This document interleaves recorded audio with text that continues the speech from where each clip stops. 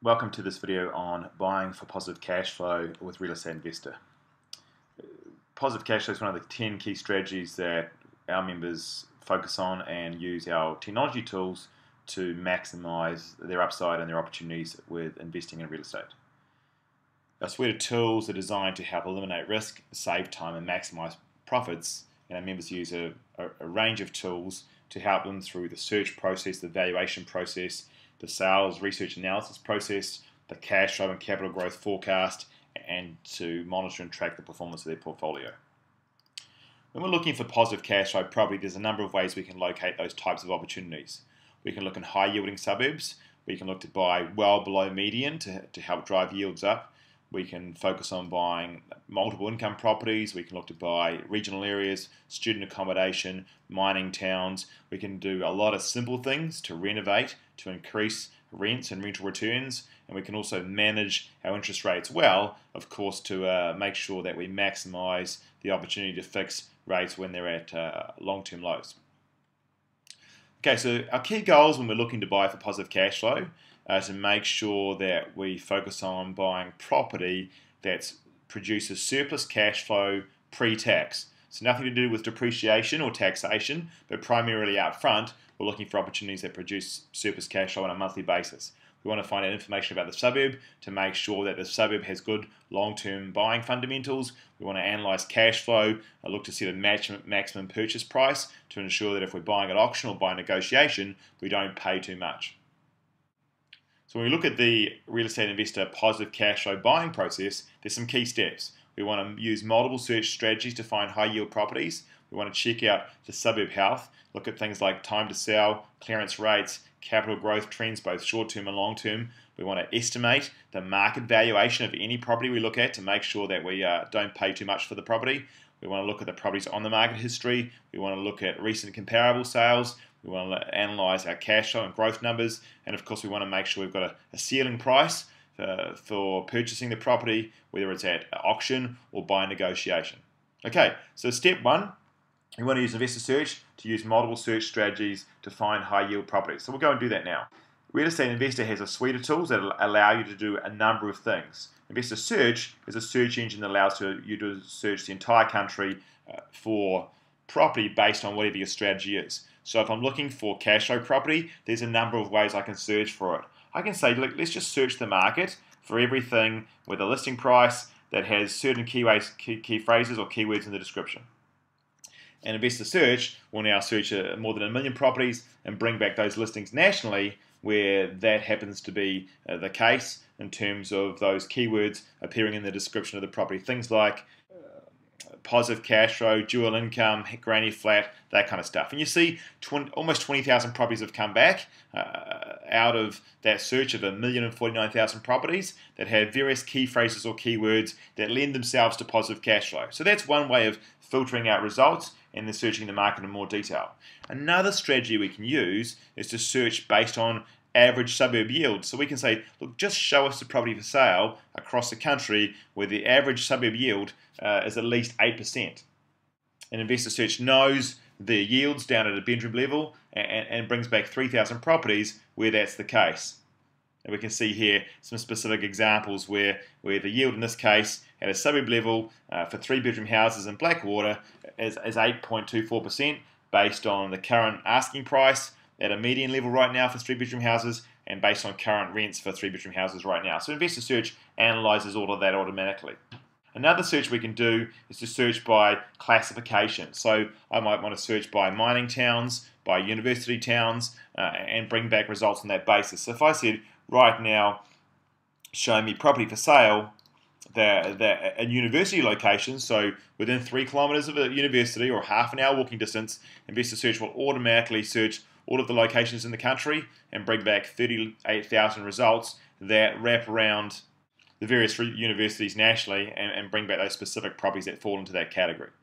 Another search I can do, of course, is to search for mining town property. And again, I can do the same search to bring back the properties that fall inside of a mining town. And right now, there's about 5,700 properties that are for sale in mining town locations. So if you're looking for high-yielding properties in mining towns, Investor Search can help you do that too. The last method that our members use to search for high yielding property is to search for specific listings where there's high yields based on current rent. So if I select 9% right now and do a national search, that's going to bring back all the listings nationally where the current or potential renter advertised in the property listing is at least a 9% gross rental yield. And back comes 1,219 properties where, based on the description of the property and the rental information contained in there, Investor Search takes that information, divides it into the asking price, and automatically works out the yield for you. And you can see in this example here in Victoria, a 9.26% yield. So 1,200 properties nationally where they're high yielding on the market right now that you can then go and negotiate. Okay, so the next thing I want to do is I want to do a specific search. I want to do a specific search for a property, and then we'll go work through the steps in terms of valuation assessment and cash flow analysis. So what I've done is I'm going to filter results based on looking for property house in terms of its dwelling type up to $375,000 somewhere in Queensland, up to 100% of the suburb median, and located in a university town. And I want at least a 9% yield. So I've searched the market, and I found two results that tick all those boxes. In this first property here, if I scroll down on the market in Loganlea, so it says currently rents for $600 a week. It's on the market for $335,000. Investor Search says, hey, that's a 9.31% yield. I jump into my valuer. I do a valuation estimate. So my valuer is powered by Australian Property Monitors. It allows you to do a residential valuation estimate on any property anywhere in Australia. In this case, the results come back at $291,000. So below the asking price of this property, it's on the market for $335,000. The valuation estimates is between $283,000 and $300,000, or around $291,000. So that helps me in my negotiation to make sure I don't go paying too much for the property. And my valuer also produces background information on the property itself.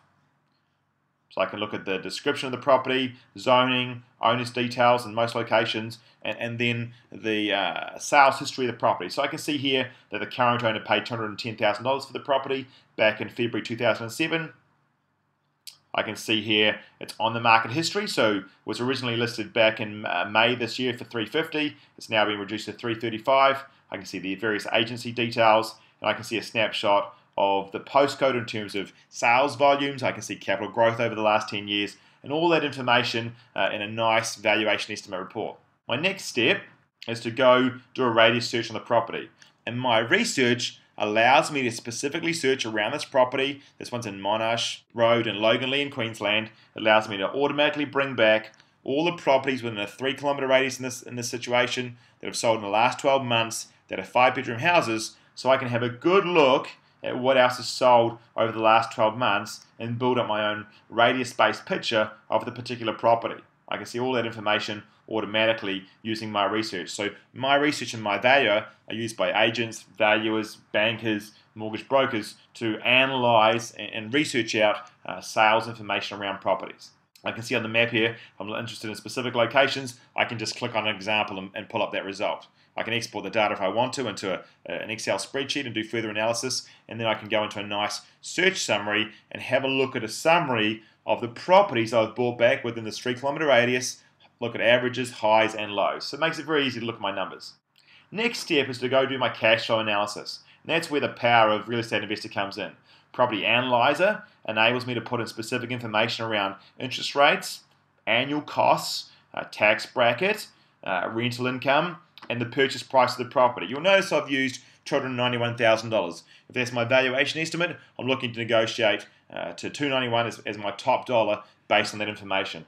I've estimated stamp duty, and then Property Analyzer also allows me to estimate the depreciation on the property as well. So using analysis powered by Washington Brown, it allows me to estimate depreciation for the next 10 years and pull back a nice summary report of the property, so I can easily see things like capital growth over the long term. I can see things like what happens to my equity in property, my gross rental income, my yields, my costs, my mortgage information, and most importantly, my cash flow information. So in this example, year 1, I'm looking at pre-tax cash flow of just under $7,000. I can estimate depreciation, estimate tax benefits, and also estimate after-tax cash flow as well. So Property Analyzer makes it easy to stick to the facts and crunch the numbers.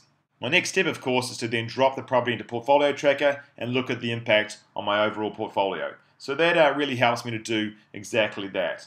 And if I'm short of information, if I'm short of knowledge on investing in positive cash flow property and helping to locate and analyze it, then my knowledge as a resource center made up of 27 modules allows you to do exactly that and drill down into specifically what you're looking to do from an analysis point of view and look to gather more information around the specific task, strategy, or information you need and who you're focusing on and all that kind of stuff. So my knowledge is an online resource center that helps you do exactly that. Okay, so that's the steps we've worked through. We've estimated a property valuation, we've checked recent comparable sales, we've crunched the numbers with Property Analyzer, and we dropped it into our portfolio to see if we liked it. My knowledge, of course, I was looking for positive cash flow opportunities. There's specific modules I would use, financing my purchase, analysing my costs, making an offer, negotiation, and completing the purchase process. So it gives me all the information, all the resources, everything I need to complete that step. And lastly, we can jump into positive cash flow specific search strategies within my knowledge as well. So get started today with Real Estate Investor. Take advantage of our suite of tools. They'll help you to invest in real estate no matter what your strategy is.